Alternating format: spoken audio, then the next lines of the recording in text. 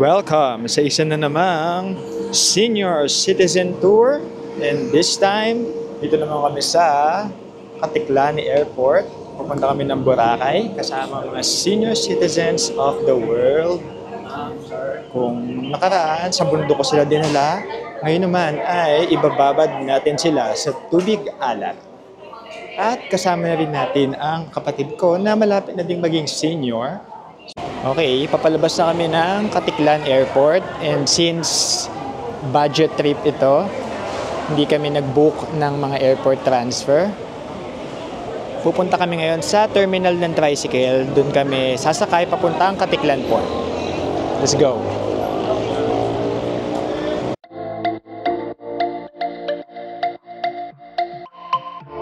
Okay, konting lakad lang, nandito na tayo sa tricycle counter.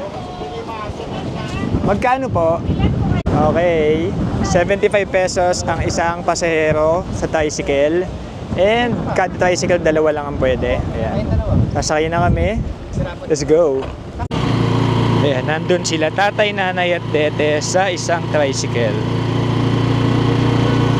Mamimiss ko kayo. Mag-iingat kayo. Itay, inay, tete. Mag-iingat kayo sa biyahe. Mamimiss ko kayo.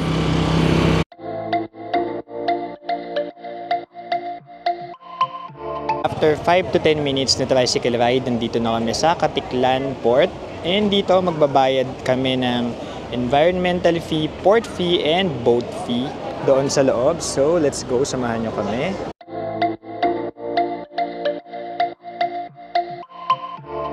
Ayan, so dito talaga sa loob magbabayad kayo ng environmental fee na 150 pesos and 120 lang for seniors. Port fee na ganun din, 150 pesos and 120 per seniors, and boat fee na 50 pesos. So total of 350 pesos. Okay, ayun na, sakay na tayo ng boat.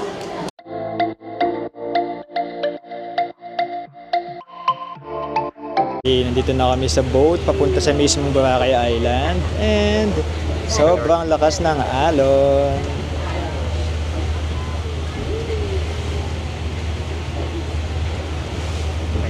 Okay, after 10 minutes na napaka-alog at nakakahilong boat ride, nandito na kami sa port sa mismong Boracay Island. And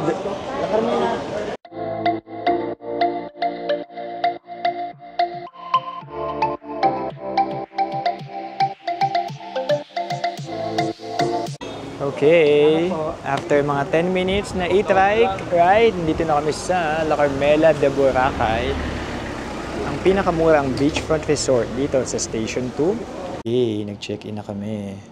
Room tour. Tapos, dahil may kasama kaming mga senior, pinayagan kami na mag-early check-in, at pinayagan din kami na yung kwarto namin is nasa ground floor at malapit sa beach. At malapit sa buffet. So, dahil nagugutom na kami, kakain na kami.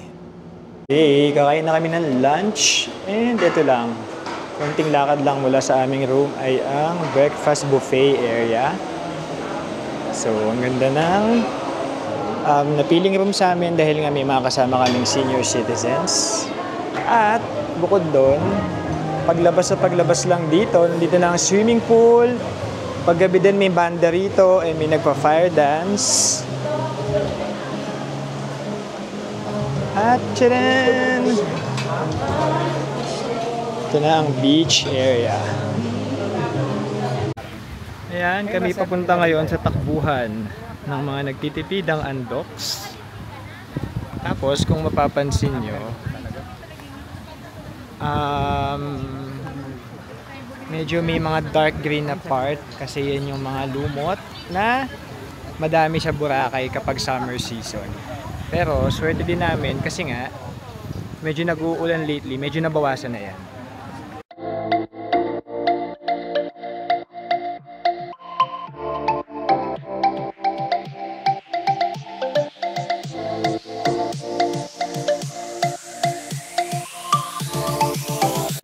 Okay, after namin magpahinga ng mga 1 hour sa room, lalabas na kami para magmerienda.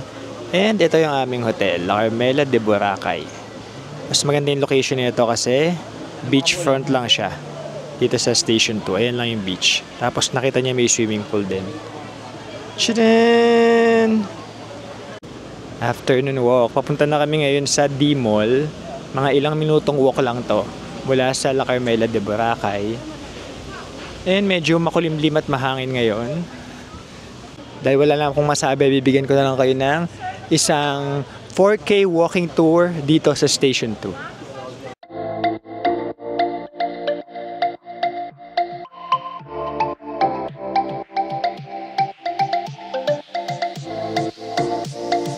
Okay, after ng mga 5 minutes na chill na walk, nandito na kami sa D-Mall. Dito kami magpo-food trip. Shadaan! Dinala na po namin ng mga senior citizens of the world dito sa D-Mall, sa Station 2 sa Boracay. At papatikimin lang namin sila ng mga ice cream dito. Kasama rin namin ang nag-honeymoon na mag-asawa na sana'y makagawa na ng bago kong apo sa islang ito. So, ayan yung itsura ng D-Mall.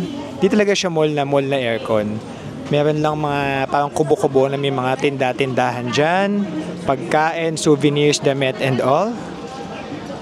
Okay, ang aming unang hinahanap ay ang Coco Mama. Bukas naman, Mango Mama. Sa isang araw naman, Ube Mama. Lahat ng mama titikman natin dito. At titikman ko ang Jello Papa. Okay, sa wakas. After ng paikot-ikot, nahanap na namin ang unang mama na titikman namin sa mama hunting dito sa Boracay. Ang Coco Mama. Okay, nakabili na kami for 220 ng bestseller nila na Coco Pandan. Papatikimin natin sa isa sa mga guests dito sa Boracay. So, ma'am, ano pong lasa niya? Ano pong lasa niya? Mix ng mga fruits. Ano pong mga nararamdaman nyo nung kinain niyo siya? Yung mga emotions. Mudra natin ay puro pasalubong ang hinahanap. Ang ating mga senior citizen mothers. Day 1 pa lang, nasa pasalubong center na agad. Next item on our list ay dito sa My Crepes. At crepes talaga basta dyan, huwag niyo akong i-judge. Woo! Makakatikim din dito sa My Crepes. Patikim naman yan. Picture naman dyan.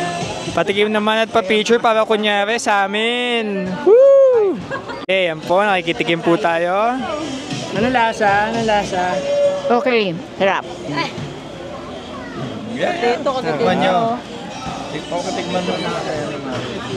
Grabe naman. Ganyan ang tunay na pamilya. Nag-share sa isang crepes. Mahal eh. Walang pambili. Okay, after ng nakakapagod na lakad, mula doon sa D-Mall, dito kami sa Pan de Boracay. Siyempre, puro tinapay. Pan de coco, merengue at kung ano-ano. Pakatabi lang to ng La Carmela. Kaya naman, pwede kaming bumili dito na makakain later. Pero, the agenda today, or tonight rather, ay mag-swimming sa beach. Okay, mag-swimming na po ako. Babay na.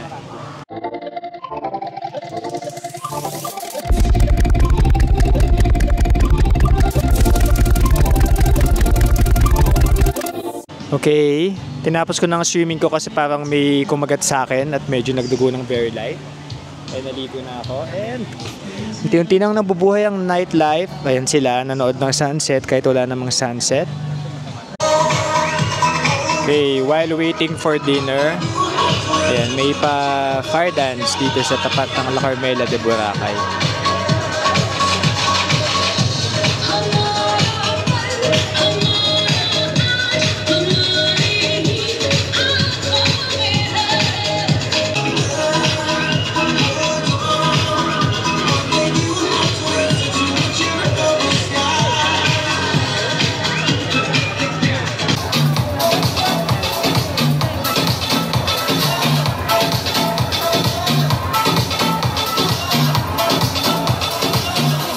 Okay, sa hinaba-haba ng nilakad namin, dito kami nauwi din sa La Carmela de Boracay. Nag-buffet kami for only $395 and $280 lang yung mga senior citizen and may 5% discount pa pagka dito ka nakastay.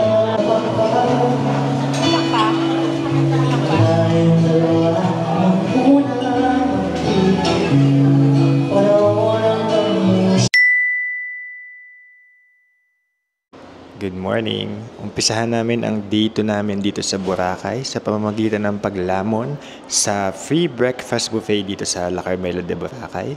Let's go!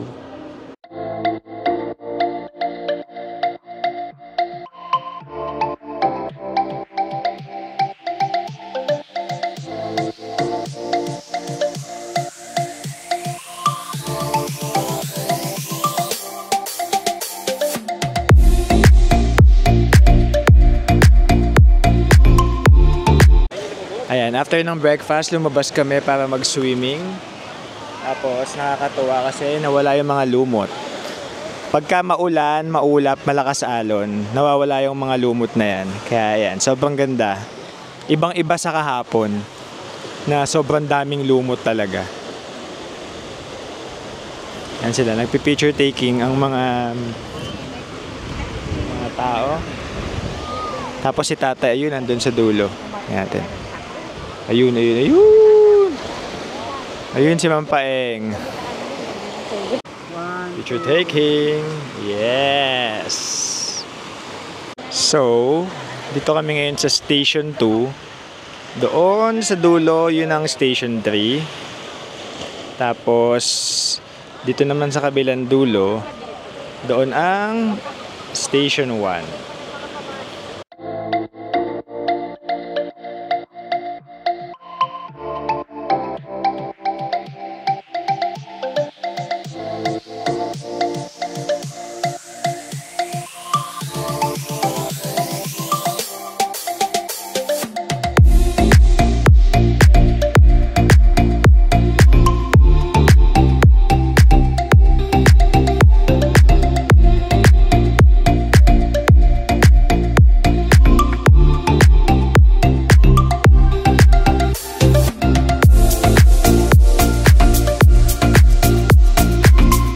Come on family, let's go swimming in the beach!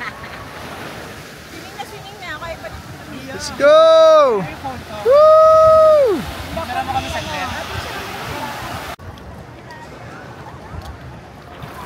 Hi.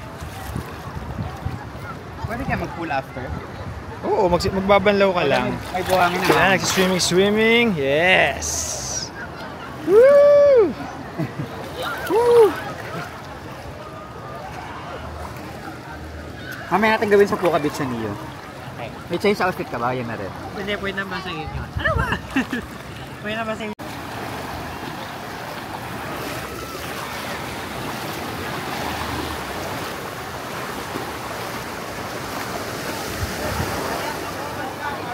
Di kayo mag-swimming? Okay, pagkagaling dun sa beach, dito naman kami sa pool area. Yan sila. Ayan.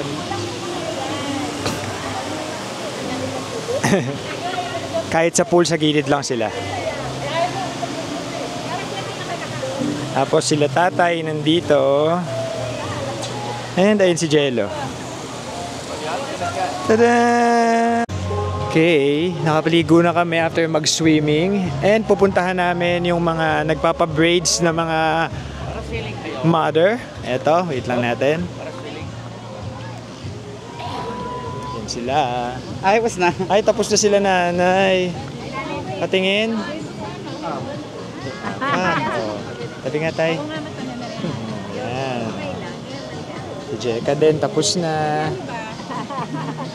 Nanay ni Jeka, tapos na. Yan, ito, currently. Magkano niyo? Yes. Ay. Ganda naman ito. Ay. Nawala. Okay, sisimulan na namin ang aming 3 hours land tour dito sa Boracay Island. Nag-rent kami ng 2 e-trike for 1,300 pesos each. 11 guests na yun. So, let's go. Punta na kami ng first destination.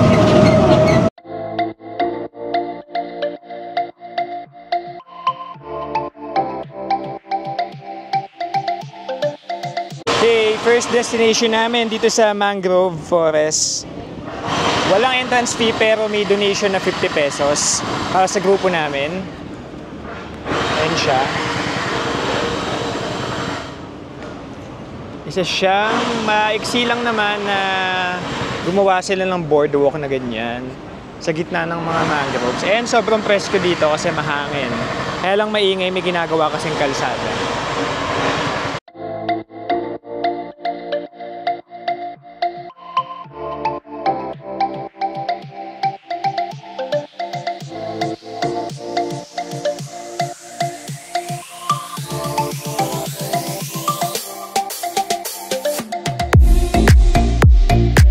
Okay, next stop namin dito naman sa Bulabog Beach kung saan nandito yung I Love Boracay signage at dito din yung mahangin nga na part kaside lang to nung mangroves kaya mahangin din kaya dito madaming kite surfing ayun yun yung mga yun mas lapitan natin yung mga nagka-kite surf. Tadaan!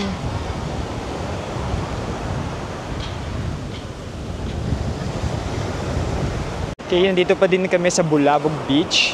After namin mag-picture dun sa Boracay signage, dito naman kami mag-picture sa ayun, yung punong nakatumba na yun. Maganda rin dito. Kaya lang, malakas talaga yung hangin. Kaya tingnan nyo, dami nga nagka-kite surfing.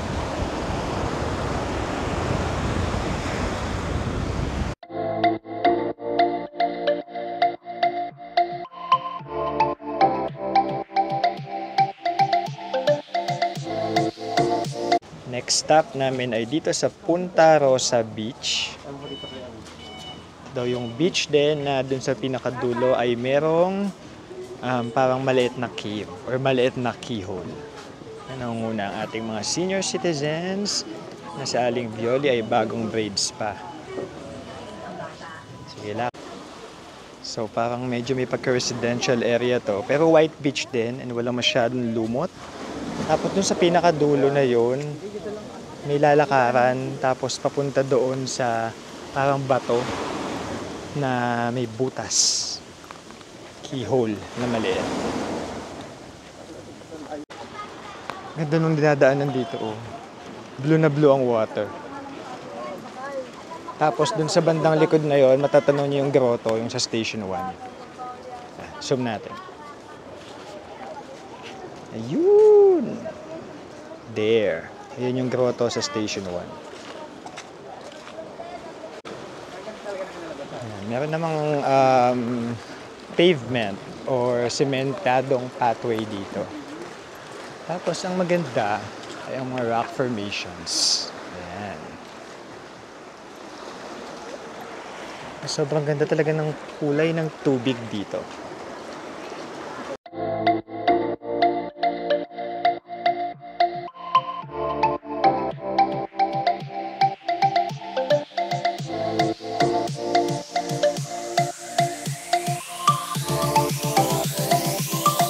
Kami dumaan sa gilid na yan. And yung pinuntahan namin dito ay itong maliit na butas na ito. Kapila lang yung mga tao para magpa-picture. Ayan, si Jello na muna ngayon ang nagpapa-picture sa maliit na hole na ito. After here, may pupuntahan pa kami yung keyhole. Yun, malaking hole talaga yun. Ito virgin pa to kaya maliit pa yung hole. Yung isa ano na yun eh. Pokpok na yung isa kaya malaki na yun. Jericho, dyan na lang kayo. Hey, it's my sister's turn. Hey, sister, go, sister. Better get that soul, sister. Hey, sister, go, sister. Better get that soul, sister. Mama lie down at old Moulin Rouge. Shot in a track on the street. She said hello, hey Joe. Gonna give it a go. Oh. Gitchy, yeah, yeah, da, da, da. Gitchy, yeah, yeah. Yan. Mocha chocolate. Dito na kami sa aming next destination, ang Boracay Keyhole. Palaki ng palaki ang mga butas na pinupuntahan namin. Tapos nagpaiwan na yung mga senior citizens doon dahil ayaw na daw nilang maglakad. Pagod na sila. Kaya kami na lang. Mainit yung sikat ng araw pero napakalakas ng hangin. Kaya medyo hindi siya ganun kasakit sa balat. And here, nakikita nyo napakalakas ng alon pero walang nagsisurf. Bakit kaya? Pero may mga nagsiswimming. Ngayon sila. Ito na yung keyhole. Oh. Hindi po. Hinarangan nila kasi may mga nalalaglag daw na bato. Ayan, tapos sa mga kasama kong thunders na hindi pumunta dito, ayan yung keyhole.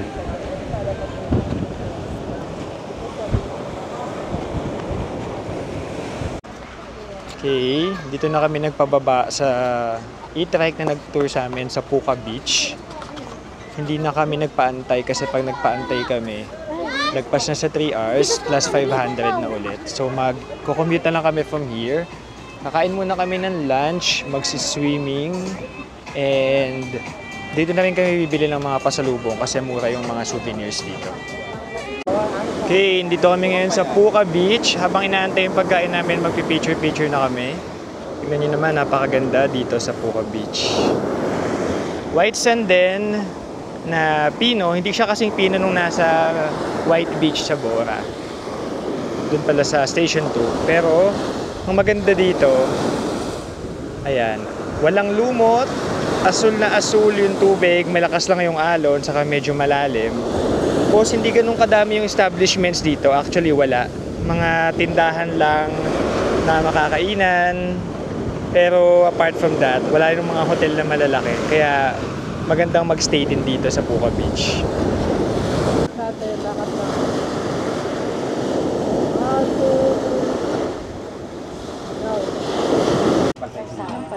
Ano ba? Lunchtime. Higap na ako kay RB. Here at Puka Beach.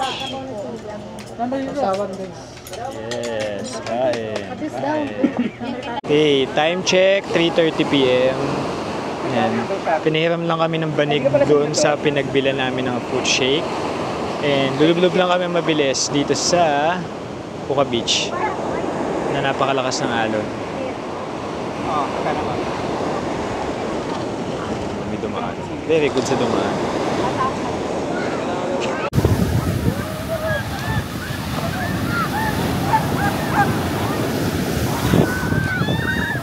Sayang. Sapa.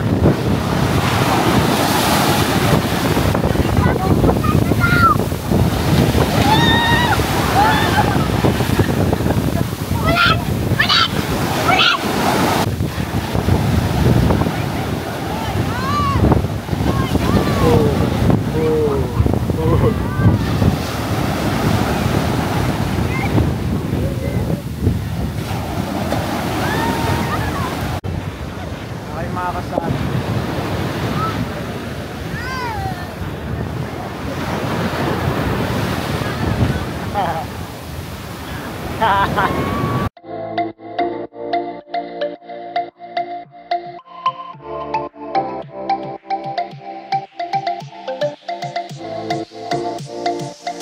Okay, nandito kami sa Station 1 ngayon. Magmimerienda lang and manonood ng sunset. Magandang manood ng sunset dito kasi maganda yung view dito. Dito kasi yung nakikita niyo yan yung grotto. Yan, dito yan. And madami ding mga nagpaparaw sailing dito na kagaya niyan. And kahapon medyo maulap kaya walang kami nakitang sunset na maganda. Pero ngayon mukhang maganda yung magiging sunset. Tapos ang maganda dito sa Station 1, malawak kasi yung area niya. Kaya merong mga sand dito na hindi talaga nababasa ng tubig. Kaya sobrang powdery nung sand dito. Tapos kami naman, nakakuha kami dito ng restaurant na dito kami kakain ng dinner. Wala dinner, merienda. Order lang kami ng mga pizza, mga coffee, mga sandwich. Yan sila. Jello, si Jerome, parents, natutulog na Andre, Tete, at ang mag-asawa. So, nanonood lang kami ng sunset dito. Hindi na ako makakapag-timelapse dahil wala na akong battery. After here, balik na kami doon sa Station 2. Pahinga ng konti and magdi-dinner later. But for now, tignan nyo muna ang napakagandang Boracay sunset na ngayon ay nasistunghayan na ng mga senior citizens.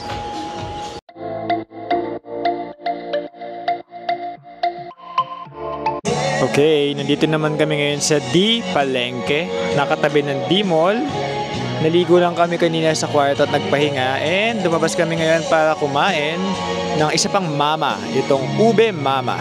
One size lang, 320. Boom! Yan, bumibili na tayo ng ube mama for 320 pesos. Sayang, may senior pala. Pwede ba? Ay, pwede pa din? Pwede pa rin naman daw. Yay! Ayan, pwede daw pala. Thank you, Lord.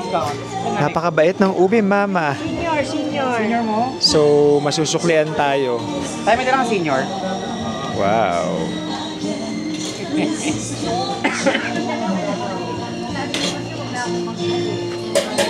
Gusto mo ba? Tignan mo. Ube naman. Mas maganda, mas marami sa hook. Wait lang, Nay. Ikaw bumili? Siya pa lang. Sharing sila. Magkano? 320. Yeah, boy. Pahingin dalawang kutsara. Okay, dinner time naman kami ngayon dito sa pangalan nito, Jasper's Tapsilugan since 1995. Next stop namin, dahil hindi kami masyadong natuwa doon sa last na kinainan namin, dito kami sa Ice Flakes. Siyempre si Cheka lang ang bibili. Makikitikim na. Hey, congratulations, Cheka! Pinalakpakan. Picture ka kasama dyan, Jeka. Ang interviewin dito na kumakain ng ice mango, kaya lang iba yung lingwahe niya.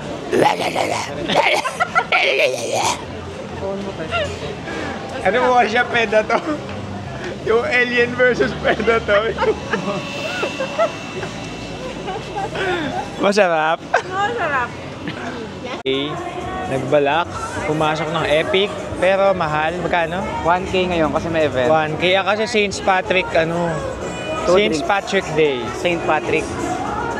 Hindi, wag na dyan. Okay. Pinilit pero hindi talaga kinaya. Second attempt. After mabigo sa Epic, dito naman sa Summer's Place, tignan natin kung ang mga social climber ay makakapasok. Woohoo! 500, may kasamang isang drinks, mukhang ekis. Woohoo! Bigo na naman ang mga social climber. Okay, ang aming huling pag-asa sa Ombar. Tanong, makakapasok kaya? Let's see. At dito na po natatapos ang aming bar hopping. Woo! Nakatatlo tayo, sobrang bilis. Good morning. Day 3 and last day namin dito sa aming 3 days, 2 nights Boracay trip. And kaya kahapon, siguro every morning talaga nawawala yung lumot. Kasi kahapon ng umaga, saka today, and wala yung lumot, clear siya. Kaya madaming nagsiswimming. Pero mga bandang hapon, dun sa Station 1 kahapon nung nag-sunset kami, medyo malumot na. Kaya kung pupunta kayo dito ng lumot season, gising na lang kayo lagi ng maaga dahil walang lumot ng umaga. Okay, tambay pa din kami dito. At ang aking kapatid ay nagki-crystal kayak na. Ayun siya. Ayun. Diba? Hindi marunong lumangoy yan. Nagpapilit pa. kasi wala ng pera. Okay, kakatapos ko lang mag-crystal kayak for 100 pesos. Si Jello naman. Ayun na. Kasabihan ka naman ni Kuya kung paanong post ang mga gagawin mo. Medyo nakakakaba lang pag uupo ka mismo dun sa bakal. Okay, huling dessert bago umuwi. Dito kami ngayon sa D-Mall at titikman namin yung isa pang mama. Ang huling mamang titikman ko dito. Kung nung nakaraan, Coco Mama, Ube Mama, ngayon naman ay Chilen, Mango Mama. Iba't ibang mama kada araw.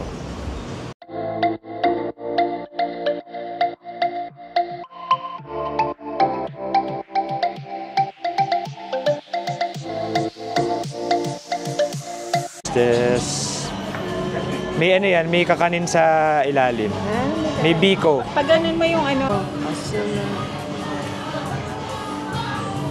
Okay, dito ulit kami sa Ice Flakes. Papatikin lang namin sa mga senior citizen itong kanilang ice cream. Okay, nakapag-check out na kami and bago kami pumunta sa port, magpipicture lang kami dito sa Boracay Castle. Ayan. And syempre, one last goodbye sa Boracay. Yan sila. 3 days, 2 nights lang pero nag-enjoy kami and nasunog ako. Hanggang sa muli. Salamat sa panonood ng aking Senior Citizens Tour of Boracay, Province of Aklan. One last look sa napakagandang Boracay. Mahal kong Boracay, sa'yo hindi mawawalay. Boracay, Boracay, pag-ama mo nabubuhay. Sa'yo na kapantay. Sakaling ako'y lumayo, sa'yo'y mananabik. Mahal kong Boracay.